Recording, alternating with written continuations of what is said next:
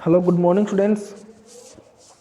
ये सूरदास पाठ का अंतिम पद्यांश है और हमने 3 पद्यांश पहले पढ़ लिए थे। आज ये चौथा पद्यांश और अंतिम पद्यांश है, तो भाग भी 4। तो देखिए पद्यांश पढ़ते हैं। उधो मन माने की बात, दाक छुहारा छाड़ी अमृत फल विष कीरा विष खात। तो देखिए इस पद्यांश में जब गोपियाँ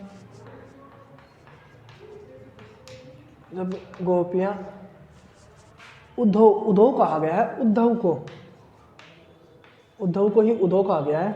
तो गोपियाँ उद्धव से कह रही है कि हे उद्धव, मन मानने की बात, कि ये तो मन के मानने की बात है। गोपियाँ उद्धव से कह रही है कि हे उद्धव, ये तो मन के मानने की बात है कि जिनका मन जहाँ लगता है वो वहीं जाता है। दाक चुहारा छाड़ी अमृत फल विष कीड़ा विष खात। तो गोपियाँ उद्धव से क्या कह रही है कि उद्धव, ये तो मन के मानने की बात है कि जिसका मन जहाँ लगता है वो वहीं जाता है, जिसको जहाँ सुहाता है वो वहीं जाता है। कि जिस प्रकार एक विष का कीड़ा जो अमृत के समान फल है, जैसे दाख बोलते हैं किशमिश को,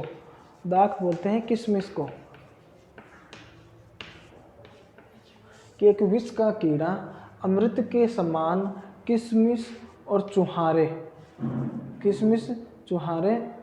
चुहारे हम बोलते हैं खजूर को। तो एक विष का कीड़ा जो अमृत समान फल किशमिश और चुहारे को छोड़कर विष ही खाता है, जहरीले कीड़े खाता है। देखिए एक जहरीला कीड़ा होता है जो फलों को न खा करके जहर ही खाता है। जैसे जहरीले कीड़े अपने आसपास बहुत होते हैं, उनको आप देखिए वो हमेशा जहरीले कीड़े ही खाता है, यानी जहरीली वस्तुएं खाता है, गंदगी खाता है।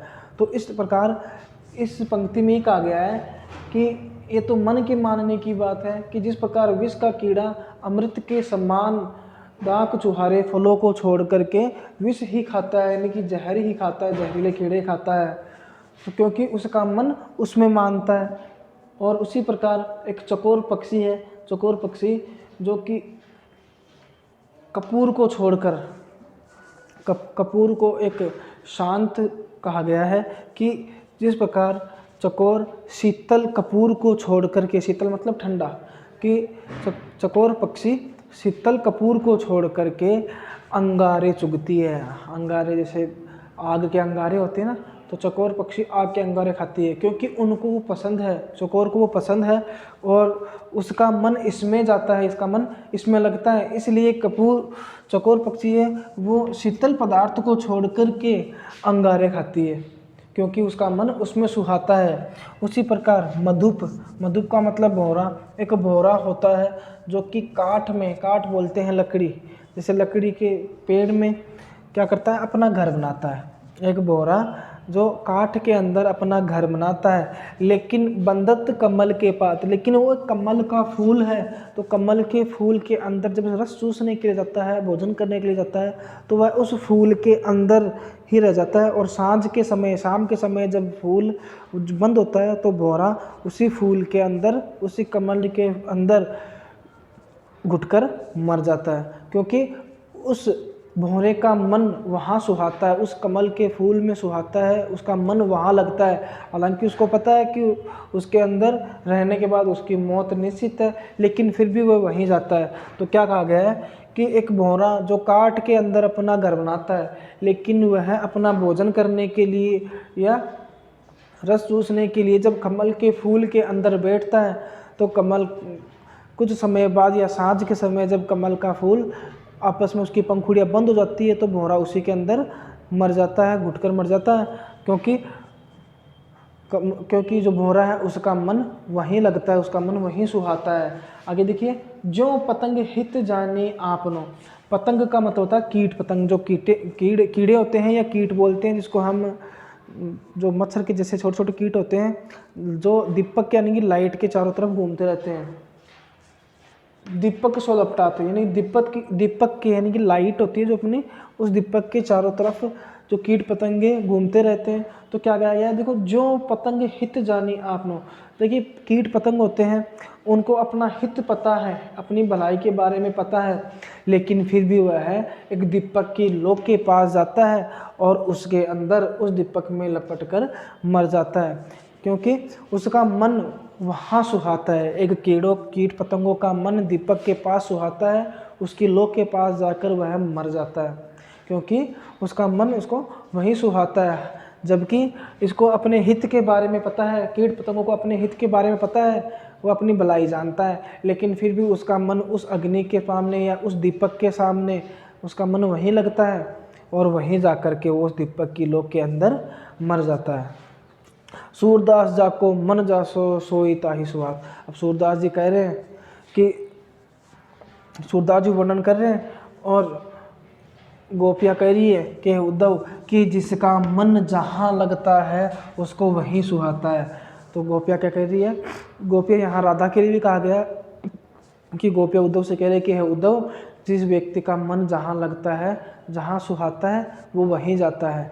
एक बार आप फिर से इसका अर्थ देख लीजिए कि गोपियाँ हैं वो उद्धव से कह रही कि हे उद्धव, ये तो मन के मानने की बात है कि जिसका मन जहाँ लगता है वो वहीं जाता है। कि जिस प्रकार एक विष का कीड़ा या जहरीला कीड़ा चुहारे यानी अमृत समान चुहारे और किशमिश के फल को छोड़ करके जहरीली वस्तुएं ही खाता है, जिस प्रकार चकोर पक्षी शीतल कपूर को छोड़ करके अंगारे चुगती है, क्योंकि इसका मन यहाँ सुहाता, इसको ये अच्छा लगता है, इसलिए ये यही खाता है।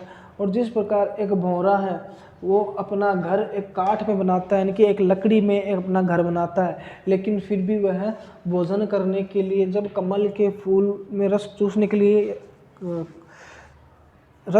लिए भोजन करने के लिए जब कमल के फूल के अंदर जाता है, तब वह उसी के अंदर बंद होकर मर जाता है, क्योंकि उसका मन वहीं सुहाता है। उसी प्रकार एक कीट पतंग है जो अपने हित के बारे में, अपने भलाई के बारे में जानता है, लेकिन फिर भी वह दीपक की लौ के पास जाकर मर जाता है, क्योंकि उसका मन उस दीपक की लौ में सुहाता है। वह दीपक की लौ उसको सुहाती है, उसको अच्छी लगती है, लेकिन फिर भी वहीं जाकर वो मर जाता है। तो इस प्रकार गोपियाँ उद्धव से कह रही कि उद्धव, ये तो मन के मानने की बात है कि जिसको जहाँ सुहाता, जो अच्छा लगता है वो उसको वही बाता है, यानी जिसको जो अच्छा लगता है वो वहीं जाता है, जो उसको सुहाता है वो वहीं पर जाता है, जिसको जो अच्छा लगता है वो वहीं अपना, जिसका जहाँ मन लगता है वो वहीं जाता है। तो इस प्रकार ये अपना सूरदास पाठ की पूरी व्याख्या हो चुकी है। इस प्रकार आपको व्याख्या करनी है। पहले वही बात, तो आपको प्रसंग लिखना है। प्रसंग में आप लिखेंगे यह पद्यांश हमारी पाठ्य पुस्तक क्षितिज के कवि सूरदास द्वारा रचित जो ब्रह्मगीत से ली गई है। तो इस पद्यांश में कवि सूरदास ने मन के मानने की बात कही है कि जिस व्यक्ति का मन जहाँ लगता है या जहाँ सुहाता है वह वहीं पर जाता है। तो ये इसकी पद्यांश, ये इसकी प्रसंग हो जाएगा। फिर इसकी व्याख्या जैसे बताई है वैसे लिखना है अभी, और उसके बाद में अंत में विशेष लिखेंगे। विशेष के अंदर अपने 3 पॉइंट आपको बनाकर लिखने हैं। 1 नंबर पॉइंट लगाकर इस पद्यांश की भाषा सरल सुबोध है। दूसरा पॉइंट लगाकर लिखेंगे कि इस पद्यांश में ब्रज भाषा का प्रयोग किया गया है। और तीसरे पॉइंट में हम ये भी लिख सकते हैं कि इस पद्यांश में मन के मानने की बात या मन के सुहाने की बात कही गई है। धन्यवाद।